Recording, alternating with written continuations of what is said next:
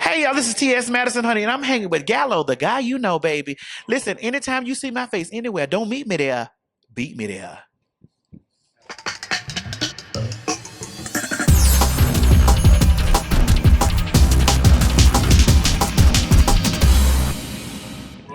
What's up? It's Nick Gallo, the guy you know.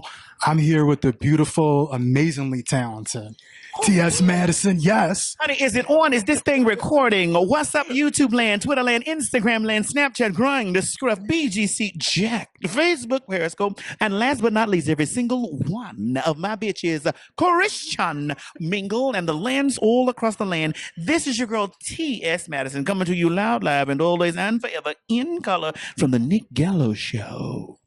I love it. Maddie, we got to talk about tonight, though. Okay, let's talk about it. Sold out show. Yes.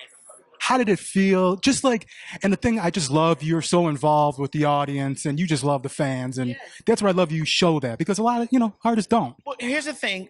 You won't be a star if you're only big as a star as the people make you. And what stars tend to forget is that the people created them. And you have to always keep a connection and a love and stuff with your people. Yeah. Now, when you get big into like a huge spot where you can't reach out and communicate with every one of them, you have to show them some type of love. Like you have to do it. And I just feel like that I want to always be tangible enough to my fan base that they know that I love them from the floor. Because if it was without them, there would be no me. Yeah. That's real talk. Yes, without them, there would be no me. I like to take my personal time, as you see. Like we had a meet and greet line that was wrapped around this thing, and it's just like I make sure that I take my time because I love these people and they love me. I'm just so happy for you because I love seeing how people were introduced to you because there's so many different avenues you have done. Oh my God. When people tell me they follow me since they were 17, some say they follow me since they were 20, some say they just found me. Like we had a 73-year-old woman in here. We had a 24-year-old girl.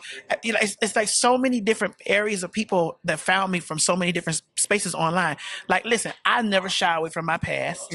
And I never, because that's a part, people have to understand that your life is a building block. So I've never shied away from my past or anything.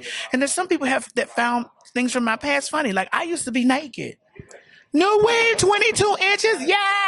And some people started following me from there and found me funny, but then other people have found me through Fag Talk, through Queen's Court, through Queen Supreme Court, like on different television shows, RuPaul's Drag Race, like I'm in everything. So like you never know where you'll find me, and so people have latched on from that because I think maybe my personality might be infectious a little bit because it's fun. I just feel like life. You should have fun in life. You spend so many times in your life being sad. I just feel like you have to live to the fullest because you never know when it's up. Definitely. And you know how I found you? Tell me. And I still watch old episodes. What was it? Let me pick you up. Let me pick you up to eat. Like, I love still like the Bianca Del Rio when y'all went to go got the 2 hash browns in the water. And then I pulled that money out of it. She's like, wait a minute. And I was like, round the ankles, And I love Bianca Del Rio because when Bianca Del Rio there was an interview that Bianca Del Rio did when her stardom had broke out, and she said, "I want to let y'all know that T.S. Madison is an untapped market or an untapped star that I think people should know more about." And it's very important, like when people hold large spaces or whatever, that they reach back or they reach and they tell, "Hey, have you ever heard of this girl? She's funny. Have you ever heard?" I remember, and I don't want to babble, but I remember someone talking to me. His name was Paul, and he was talking to me about Nicki Minaj. He had sent me a poster of Nicki Minaj, and she had the lollipops, and she was so pretty. And I was, who is this girl? Like, who is this Nicki girl? And look at Nicki today is the superstar in the world. And I had been following Nicki ever since then, and then we became friends. And it's so crazy because her glow up was from the internet. Yeah. Literally. And that is why she has her fan base the way that she does. Like, people don't know, like, when you have made ground roots connections with people, they will stay with you forever. Yes. Yeah. And it's so funny you say that about Bianca Del Rio saying you were untouched. Like, how don't you know T.S. Madison? Because I felt the same way when I first found out who you were in 2017. And I went, the funny thing I'll tell you about that drag con in New York at the Javits Center, I wasn't even going. I was going for a friend to get someone's shirt they wanted because I was in town. They were like, "Yo, go," and then I seen you were there. I was like, "Let me see who." Like I'm in there, so let me go see. And I was like, "Oh, I gotta go see Matt. I gotta go see TS because like I just recently found you on YouTube." I was like, "Yo, I gotta go see her." And the second I met you, I was like, "She has such." But I just knew your future. You had so much to show, and Are you a bruja? but I just knew you had so much to give, and like so much that the world hasn't seen yet. Because that you were still just in the beginning, beginning. That was before all the RuPaul's Drag Race, everything. TV show, like a whole bunch of stuff. Listen, and I'm not finished. I know you're. I'm not finished. Just touching the surface. Touching the surface, baby. Just pulling the skin back. I love you. I want to ask you though, with RuPaul's Drag Race, how, does it still feel like surreal? Because the cool thing is, I always want to know how it feels because you record it so in advance, and you can't show any of your looks. You can't do anything really. You have to be, non-disclosure. You got, it is what it is. But how exciting is it just recording the seasons and watching them again? When I go and I judge Drag Race, I'm always excited for the fans to see. And like, even when girls get eliminated, I'm like, oh shit, they're gonna be mad. I promise you, I'm like, oh my God, they're gonna be mad. They're gonna fucking riot.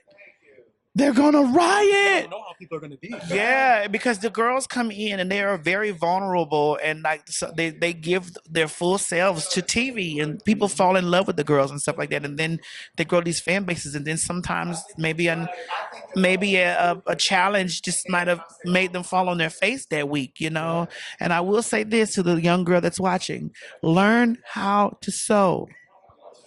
So many people.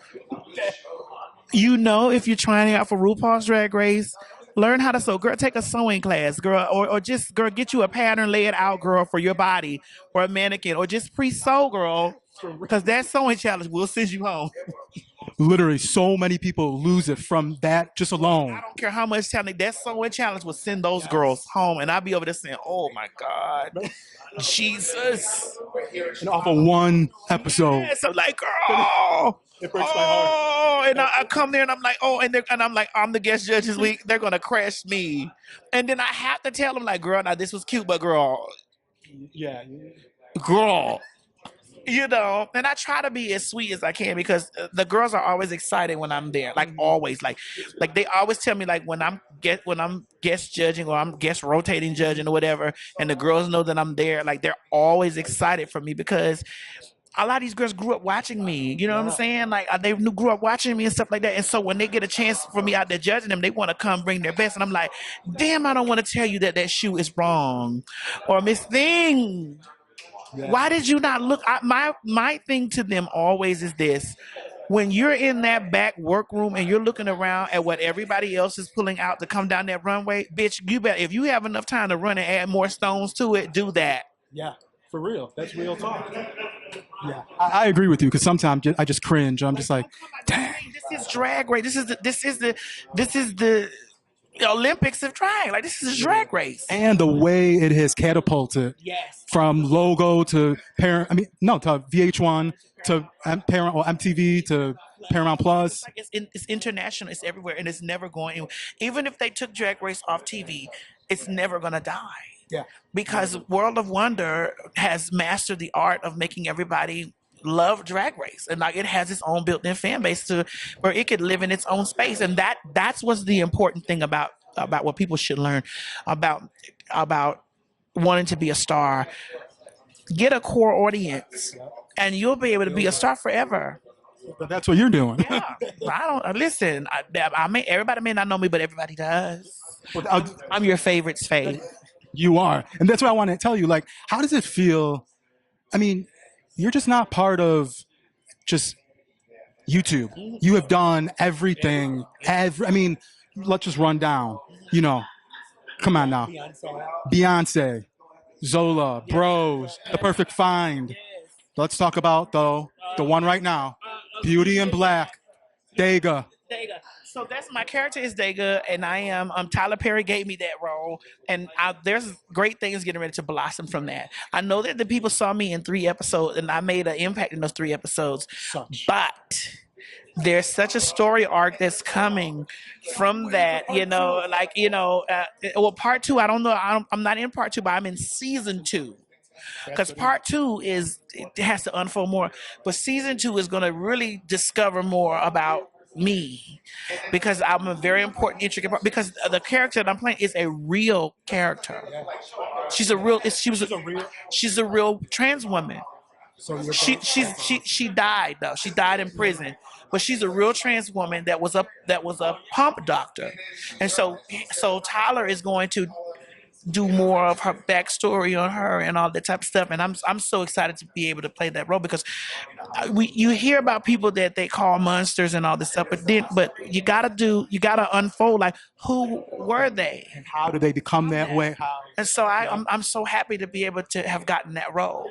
Well, I love like just the one thing I like that you did too. You're not just doing like funny stuff. That's like the one liner. The one line you said was, "Hi, I'm Dega." I'm Daga.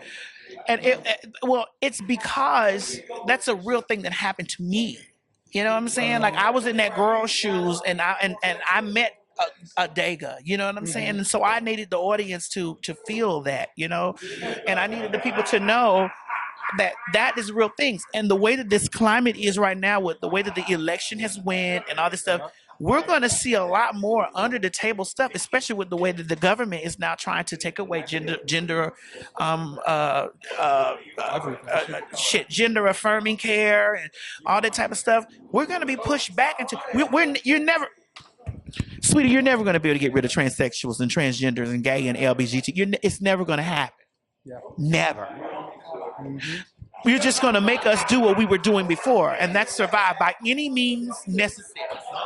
That's the truth, and it's scary just not knowing. And well, we know a little, but we don't know to what extreme. Yeah, We can feel the atmosphere change, and I'm scared. yeah, it's a scary. It's definitely scary. But one thing I want to ask you, because I thought of you, I was like, dang, I wonder if TS was asked this. Have you been asked to become a part of the Recording Academy for the Grammys? No, I haven't. I have not been asked that. I would like to, but I mean, here's the thing. Can I be honest? I'm stuck in a time warp with music. I like music from a certain era, a certain genre. Some of this stuff that comes on, I'm like, who the fuck is that? Who is that? And like, what is that song? Why is that popular? Like, girl, is this shit? This stuff has fried these kids' brain. It's like, what is this? It's just like repetitive. It's like a zombie music sometimes. But I mean, so I'm into artists like Beyonce, like Nicki, like people who have surpassed the time frame of stuff, and still putting out good things and stuff that I can still understand. Because some of this shit, I'm like, what are they talking about? Well, that's why I was saying too, because Nicki got snubbed, which I'm pissed, because that was one of the best albums of the past year. They do this. They can't humble her. Yep. By her success. They can't humble her by her numbers. They can't humble her by her fan base. They can't humble her by her stardom. So they try to find a way. They do the same to Beyonce. That's why they won't give. That's why they haven't given her. They can't humble her by the great artistry that she is or they are. So they try to use something as well. And I'm not saying that a Grammy is minuscule, but they try to use something that people have worked hard for to be like, I'm gonna humble you. I'm like, and then here we go. Everybody who's win those things, the album surpasses everything that everybody who's won the Grammy. Exactly. But like you said, but to your point, these people are winning Grammys, and you're like, how do you win a Grammy? But so and so hasn't gotten a Grammy. Like it just doesn't make sense. It never adds up. But they use those as humbling mechanisms to do that, and you can never humble a queen. And Nicki, I love it. Yeah, you can never humble a queen. Never. She's always going to be a queen. She'll always be Nicki Minaj and will be around all the time, always and forever. And like everyone always says, who is beating her? Nobody. Right. My thing when people talk about Nicki Minaj's time is up, I always say, if her time is past, why hasn't anyone ever passed her? So if her time is past, why has nobody passed her? Exactly. Thanks. I'm with you on that because she deserves all the flowers and more. So if you so let's ask and answer that question. If her time has passed, why hasn't anyone passed her? Thanks. That's real because I was just so irritated. Like I was happy for a lot of people, but she was one of the main ones I was. Yeah, That's the mechanism. but that's why she's still the number one. Everything. Will always be. Mm-hmm. Exactly. Well, that's what. Thanks. But that's one thing I'm so happy they awarded you and gave your flowers Yeah, they did. for no, but for the logo award. Oh yes, I love that. That was amazing. Like I felt so great for the logo award, and I just felt so good. It just makes me know that my living is not in vain. And what you did for it, like how they recorded you all outside at the dinner table, and your closest family and friends around you telling you what's important, how important you are. It was just amazing to see that and give your flowers while you're still killing it. Yeah, because so many people don't get it, or it's when you're 6 feet under, Tell unfortunately. you what my what when I receive my flowers at the biggest is when I see lines around the corner. Yeah. And I see people who come to sold out shows and they hold my hand and they tell me, Madison, you've changed my life. Those are the perfect flowers for me. No award can top that. No Grammy, no Emmy, no television show. For me to live and do exactly what the Lord has called me to do, that is everything for me. Yeah. I'm just so excited for your success and still excited. And like, I want to ask you, you've been to all the biggest, every time you're on the red carpet, I'm like, yes, TS, they're like the Emmys, the MTV, VMA. Like, what's been one of your favorite moments? And your looks, you be killing them. I love all the VMA moments because when I get to the VMAs, it's just like everybody's excited to see me when I get to the VMAs. You know what I'm saying? Like, and when I get interviewed by the press, it's like so many press junkies be like, "TS, come to," and I'm like, "Damn, I didn't even know y'all loved me like that." And every time that I show up somewhere or whatever, it's like the energy is high. Like all the stars that see me, I was just at the VMAs, and Paris Hilton was like, "Oh my god," Paris Hilton and Coco Jones, and like all these people who I look at as like mega stars. It's like, I'm like, honey, Chapel Roan, she was like, "Oh my god, I'm fanning out," and it's just like, girl, like, and it just makes me, I just got to keep living. Yeah, I'm just so like because you're such a genuine and real person. And it's so rare because, I mean, this entertainment industry is crazy, and Okay. yeah, it's crazy. So you just always being so real is just so refreshing and nice to see because Well, you must all in humility is what makes a good queen. Yep. You always have to remember from whence you came. Now that doesn't mean you don't remind a bitch that I'm queen. That don't mean you don't remind a bitch. But you just must always remember to stay humble, love your people for loving you, give them the love back that they give to you, and you'll remain who you are forever. definitely. And my two final questions, because I know you a busy girl. You got.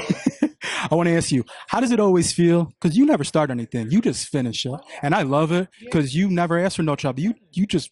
Oh, I like it though. Bitch, you think you can get in the ring? I'm a heavyweight. I whoops ass. I'm a verbal assassin. But you're not gonna come here with that bullshit with me. Yeah. I'm gonna tear your ass up. I'm a verbal assassin, and it's just like I'm like, you dare to challenge me? It gives me a rush. Now, some things I like to engage in, and then other things I'm like, girl, I ain't got time for that shit, girl. Yeah. I don't got time for that. And lately, I have been very much so like very disengaged because it's just like why? Yeah. Until someone shakes and rattles my bones, and I'm like, I'm bored. But, Let's go. right? I love it because you do it so perfectly and eloquently. You do it so effortlessly. And real nasty. Yes, and but in the best way. In the best way. Best way. And the final thing I want to talk about because I have a lot of struggle with this with my age. We think in this industry, if you don't do it by 25, Let me finish that. Listen, you have to understand that the greatest things have happened when it was time. Sometimes, listen, you can think that you're 40. I'm like, why I haven't, or you can think that you're 30. Why I haven't, or you think you're 25. I should be. It happens when it's time. You put a cake in the oven, you put the ingredients. Sometimes your cake is going to be the best cake that's going to feed many. And so it may take a longer time for it to bake. It may take a long. You might have put all the ingredients in it. You may have put all the goodness in it, but it has to take time to bake because if you take it out when it's not ready, it will flop. So wait until your time comes. Hell, your time may come 30 minutes before you leave. Yeah, you never know. But that's when it's supposed to happen. Exactly. You have to always live by these rules because this is the rules that I live by. I don't know when, I don't know how, I just know. Yeah. That's Take that home with you. Apply that to your heart. Say that every day. I don't know when I'm going to be. I don't know how I'm going to be. I just know that I'm going to be. And just fill in the line. I don't know when I'm going to be a newscaster. I don't know how I'm going to be a newscaster, but I know I'm going to be a newscaster. Exactly. I don't know when I'm going to be a teacher. I don't know how I'm going to be a teacher, but I know I'm going to be a teacher. I don't know when I'm going to be a star. I don't know how I'm going to be a star, but I know I'm going to be a star. As long as you know the universe, you receiving those wavelengths from the universe, letting you know, bitch, I know. Oh, you know, All right. So when I pop this on you, you're gonna be ready. Yes, and that's what you inspire me so much with that because you never gave up and you've been catapulting just more and more. And like I said, age ain't a number. It's just Listen, I'm 47. I'm ready for whatever comes. I love that, and you're still killing it. Ready for whatever comes, sonny. I could be shit. Rue is 65. Rue I don't even realize that. just turned 65 yesterday, November 17th. That is insane. Yes. Yeah, that's a testament. Yeah. That I mean, Yeah. Rue said I knew I was gonna be a star. I knew it. And Rue's life has been up and down, up and down, up and down, up and down, up and down. But it's only up now. Up, honey. Up. That's real. But, It's time, y'all. but no, yeah, I want to thank you so much, TS. But it's Nick Gallo, the guy you know here at the one and only TS Madison. Honey, listen, if you don't know where to find me at, baby, go everywhere. I'm in everything and everywhere. Hi, yada bo shata, honey. If you trying to find the TS, just put TS in the search bar, and anything you want to see will come unto thee. Amen. Love you. Thank you so much. And a quick drop.